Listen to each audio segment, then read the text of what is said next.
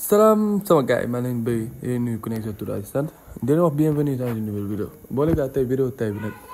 dama leen wax li nga xam ne mooy ñëw semaine prochaine pack yi di ñëw et tout voilà donc gars yi boo leen bëggee xam pack yi benn par benn ndax ay pack yu garaaw la seetaan leen vidéo ba mu jeex tag te aussi ma leen fàttali bu leen fàtte di like vidéo bi di partage surtout di abonné wu ndax abonné leen balaa fin du mois ñu jéem matal 5000 abonnés yi gars yi donc mën nañ comme ni ngeen ko gisee premier pack baa nekk nii ay cantona pack bi pack bu grave pointe en fait pack yi gis ngeen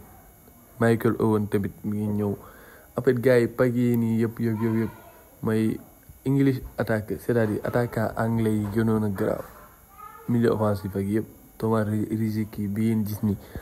pack bii nii day ñëw incha allah gars yi préparer leen semaine prochaine dina ñëw et tout voilà et aussi voilà mooy affaire pièces yi tamit day continuer di ñëw ba semaine prochaine après boobu gëm naa déjà pièces semaine bi yëpp lay durer ba semaine prochaine mais aussi ma leen wax ngeen dajale seen pièces ngeen préparer ndax pack bu garaaw bi ngi ñëw gars yi pack bu yéeme pack bu waaye yow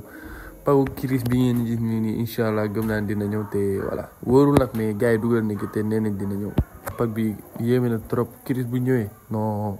voilà gars yi bu leen fàtte di like di partager voilà balaa ngeen dem et surtout ngeen abonné wu voilà ngeen bañ a raté benn vidéo jaajëf waay